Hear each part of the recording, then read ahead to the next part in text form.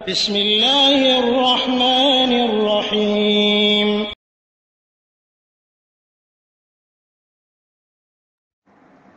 আসসালামু আলাইকুম রহমতুল্লাহি ওয়া বারাকাতুহু আলহামদুলিল্লাহি রাব্বিল আলামিন ওয়া সাল্লাল্লাহু আলা নাবিয়িনা মুহাম্মদ ওয়া আলা আলিহি ওয়া সাহবিহি আজমাইন ওয়াত্তাবিঈনা লাহুম বিইহসানিন ইলা ইয়াউমিদ্দিন আম্মা বা'দ সুবহানাকা লা ইলমা লানা ইল্লা মা 'আল্লামতানা ইন্নাকা আনতাল আলিমুল হাকীম রব্বি ইশরাহ লি সাদরি ওয়া ইয়াসসির লি আমরি ওয়াহলুল 'উকদাতাম মিন লিসানি ইয়াফকাহু কওলি। আমাদের একদিনই বোন প্রশ্ন করেছেন সালাম দিয়ে, ওয়ালাইকুম আসসালাম রহমতুল্লাহ। তার প্রশ্ন হলো, শেখ সালাতে যদি কেউ ফরজ ও ওয়াজিব দুটোই ভুল করে, এতে করে সহসিজদা কোনটি দেবে, সালাম ফেরানোর আগে না পরে? মানে এটা আর একটা প্রশ্ন। এর উত্তর হলো বিল্লাহি তাওফিক, যে সালাতের ক্ষেত্রে ওয়াজিব ফরজ অর্থাৎ রুকন এবং ওয়াজিব এবং সুন্নাত, এই তিনটি কথা অতি প্রসিদ্ধ। তো যেগুলি বড় ধরনের ফরজ অথবা রুকন পর্যায়ের, এগুলি শুধু সাহু সেজদা দিলে হবে না, বরং ওই রুকনটিকে যথাসময়ে আদায় করতে হবে। এরপরে সাহু সেজদা দিলে নামাজটি পরিশুদ্ধ হয়ে গেল, ভুল ত্রুটির কাফারা যেন হয়ে গেল। আর ওয়াজিব, যেমন তাশাহুদের বৈঠক, প্রথম তাশাহুদ করা, এটা ওয়াজিব। কোনোভাবে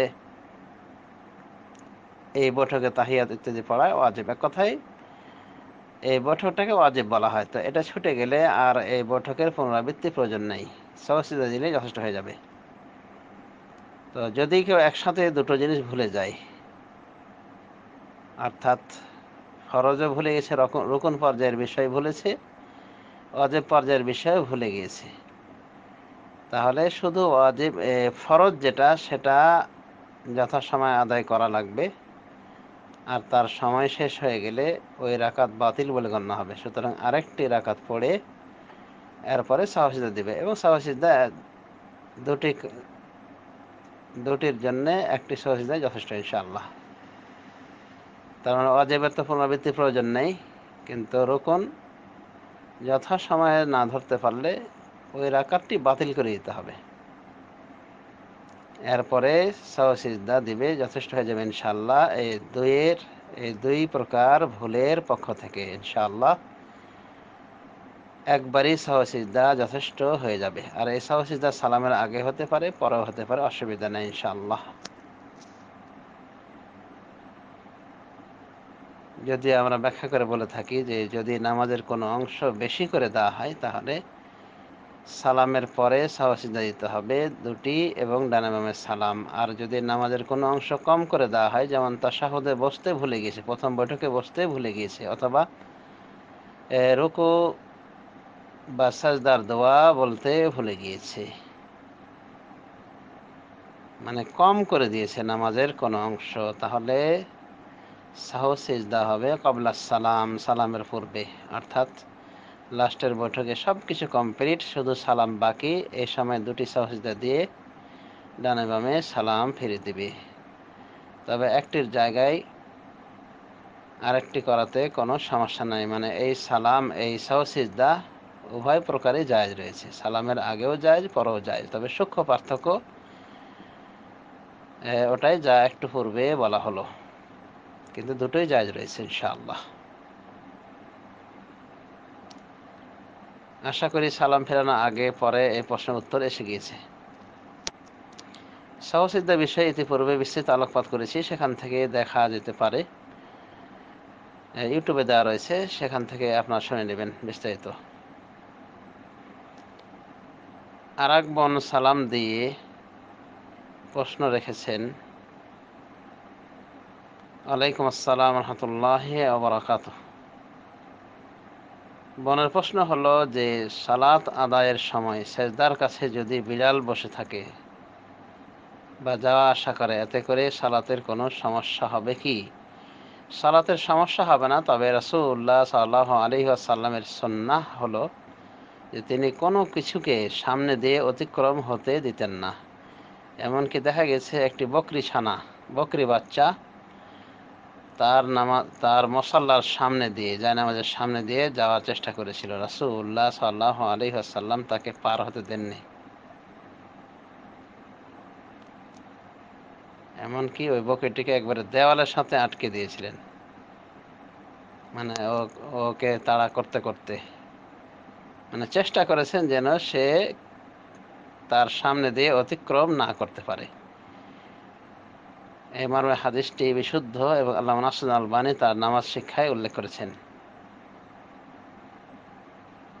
এই হিসাবে আমরা বলতে পারি যে আমরাও চেষ্টা করব প্রতিহত করার, যে কেউ যেন সামনের দিক দিয়ে না যায়, না কোনো মানুষ, না কোনো বাচ্চা, না কোনো বকরি বা বকরি ছানা, কোনো কিছু যেতে যেন না পারে, না কোনো বিড়াল। চেষ্টা করতে হবে, কিন্তু যদি চলে যায় তাতে নামাজের কোনো ক্ষতি হবে না।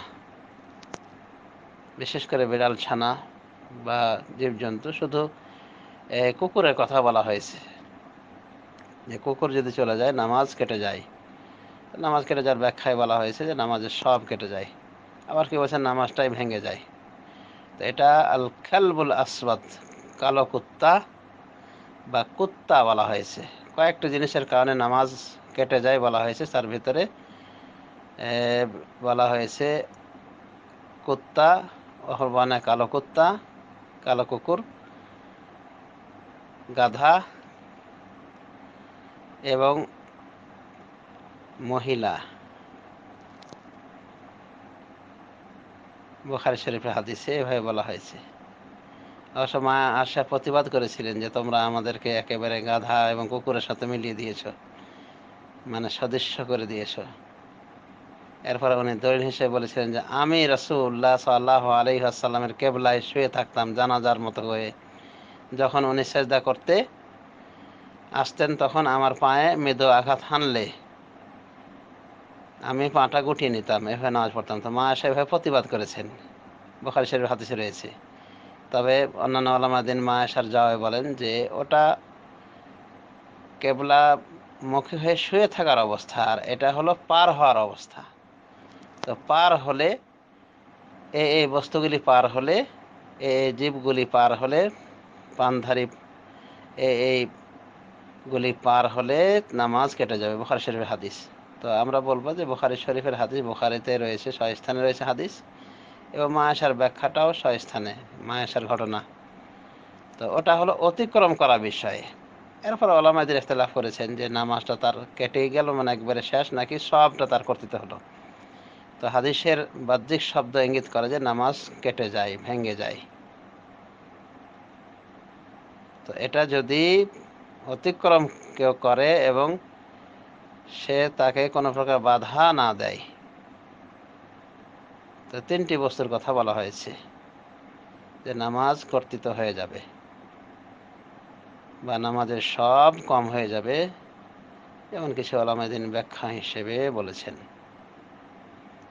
আর এই তিনটি বস্তু বাদ দিয়ে